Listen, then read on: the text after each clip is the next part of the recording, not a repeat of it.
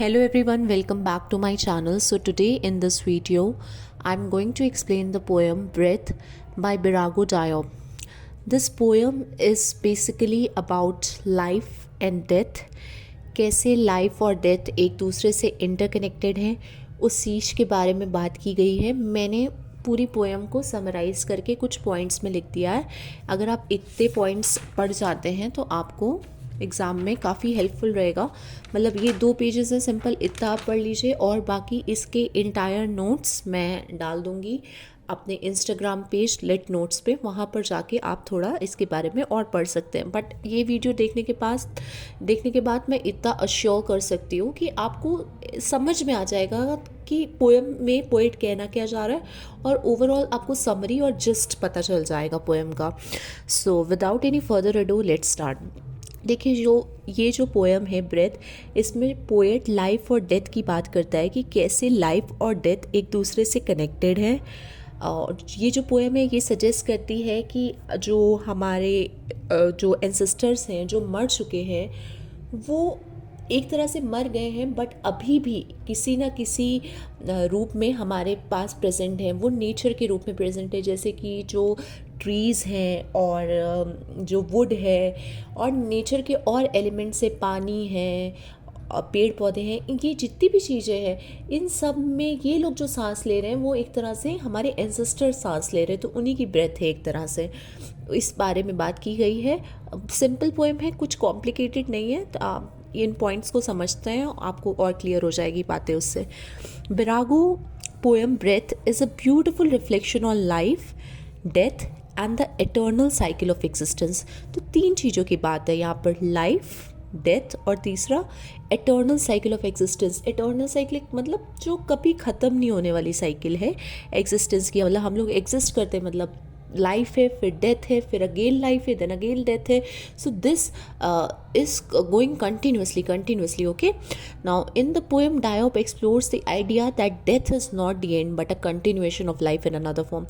So the poet says कि जब कोई मर जाता है तो वो एंड नहीं है बल्कि वो एक दूसरी, मतलब वो जो हमारी लाइफ है उसी को कंटिन्यू कर रहे हैं दूसरे रूप में. लाइफ की कंटिन्यूएशन है, डेथ कोई किसी चीज़ का एंड नहीं है. He portrays death as a temporary state, a pause in the eternal journey of soul.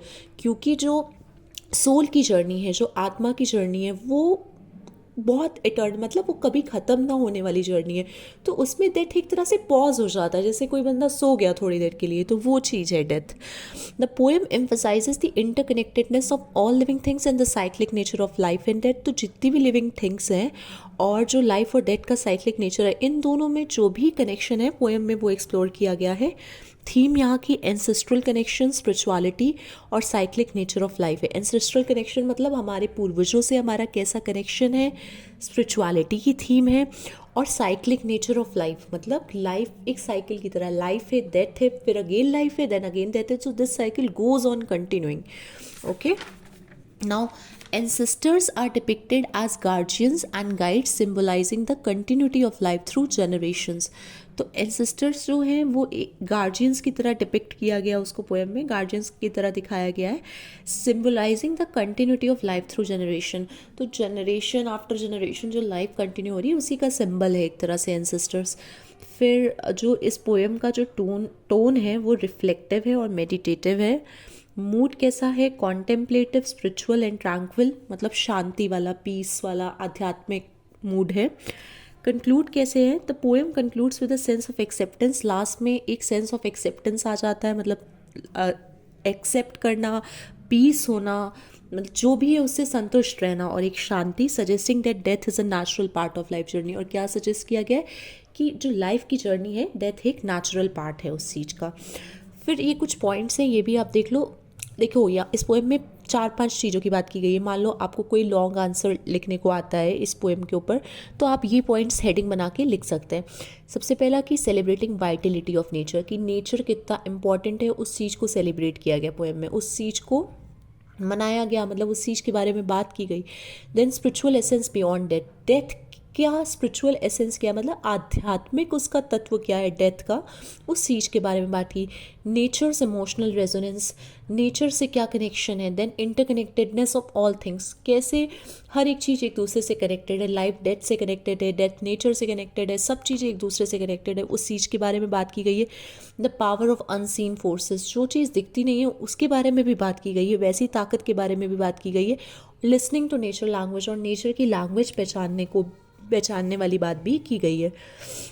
और मैं आपको थोड़ा बता देती हूँ, देखिए इस पोएम में ये भी बताया गया है कि जैसे जो ट्रीज़ है और वुड है, ये जितने भी नेचुरल एलिमेंट है, उनमें मरे हुए लोगों की आत्मा है।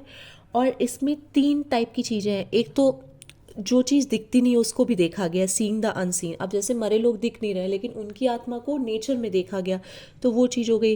फिर दूसरी बात है कि opening doors that don't physically exist, ऐसे डोर्स खोले गए जो दिखते नहीं है, मतलब ऐसे दरवाजे खुले इस पोएम में जो फिजिकली दिख नहीं रहे हैं बट वो खुल गए।